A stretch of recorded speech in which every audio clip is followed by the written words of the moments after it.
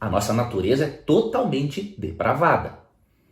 Mas nós não podemos ir para o extremo, né, do determinismo, como se nós não tivéssemos nada de livre-arbítrio.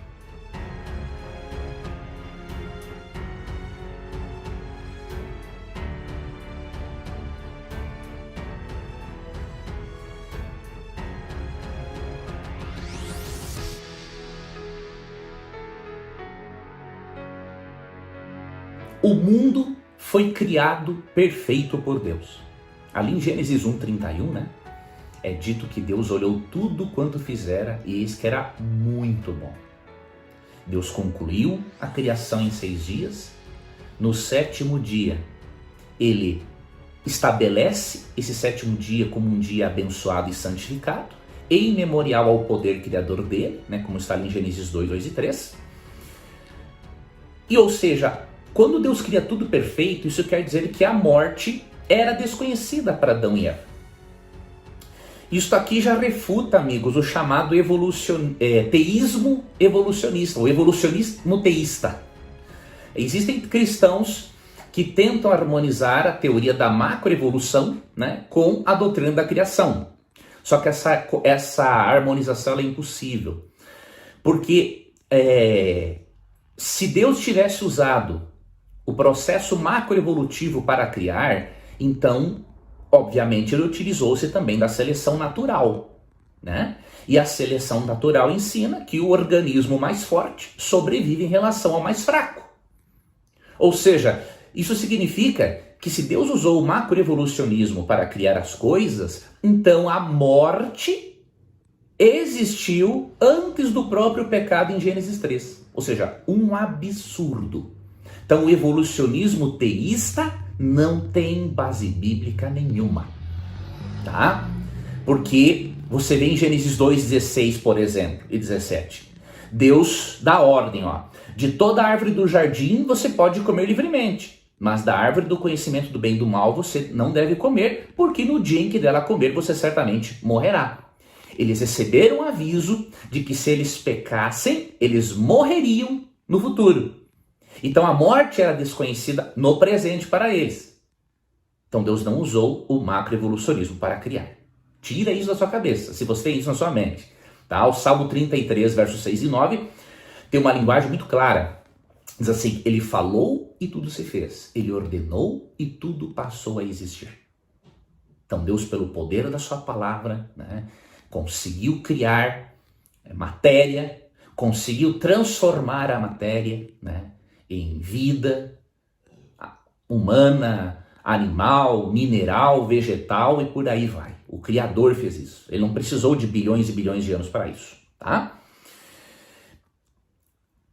Outra coisa que aprendemos é que, isso aqui é muito importante, se Deus deu a Adão e Eva a possibilidade de o obedecerem ou não, isso prova que Deus é amor. Você já parou para pensar nisso?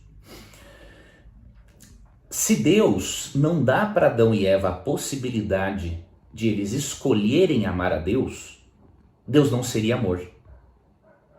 Porque o verdadeiro amor, meu amigo, minha amiga internauta, ele não se impõe, ele se conquista.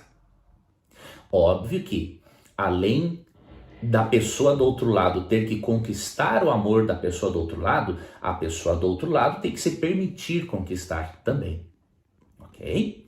Então, nós não devemos estranhar que Deus tenha colocado a árvore do conhecimento do bem e do mal no Jardim do Éden. Se Deus não faz isso, ele não seria amor. Ele estaria obrigando Adão e Eva a amarem-no sem terem uma decisão firme em relação a isso. Uma decisão que viesse de dentro deles mesmos. Tá? Então isso aqui também nos mostra, esse texto, que essa doutrina chamada determinismo, né? Que Deus determina uns para salvação, outros para perdição, ela não é bíblica, de forma alguma. Né? Deus criou o ser humano com livre-arbítrio. Tanto que Deus colocou para ele, olha, se você comer da árvore, você vai morrer. Se não comer da árvore, você não vai morrer. Então, Deus não criou o mal, que isso fique bem claro. Ele só deu a possibilidade das pessoas fazerem o mal. mas a possibilidade não é o mal em si. Então já recebi comentários assim, Deus é o criador do mal porque ele criou a árvore do conhecimento do bem e do mal. Bobagem. A árvore do conhecimento do bem e do mal era um teste e era uma forma visível de Adão e Eva demonstrarem que realmente eles escolheram amar a Deus de livre e espontânea vontade. Se Deus não dá a possibilidade de eles rejeitarem o amor de Deus, Deus não seria amor, iria contra, em choque isso com a essência dele. Tá? E outra coisa, era difícil eles resistirem à árvore? Não era. Primeiro porque eles não estavam passando fome. E segundo, mais importante, eles não tinham a propensão para o mal que nós temos. O livre-arbítrio de Adão e Eva era perfeito. Nós temos ainda livre-arbítrio, mas ele é bem corrompido. Textos bíblicos dizem, não é? Por exemplo, Apocalipse 22:17, quem quiser, receba de graça da água da vida. Mas os textos também mostram o seguinte, como em Romanos 7, Paulo diz assim, aquilo que eu quero fazer eu não faço, e aquilo que eu não quero fazer eu acabo fazendo. Então o que isso nos mostra? O perfeito livre-arbítrio que os nossos primeiros pais tiveram, nós não temos mais.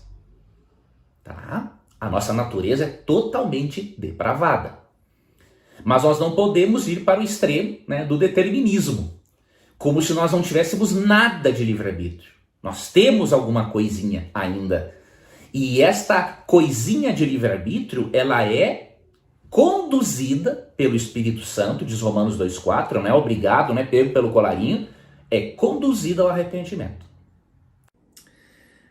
Antes eu queria só relembrar a você, é muito importante que você se inscreva no canal, se você ainda não é inscrito ou inscrita.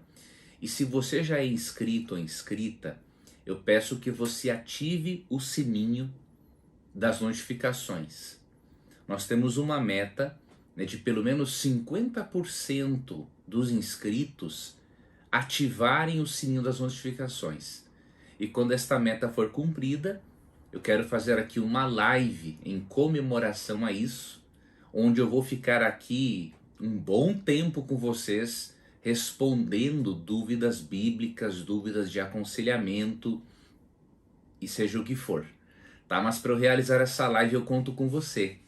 Eu espero que você que é inscrito ative o sininho das notificações.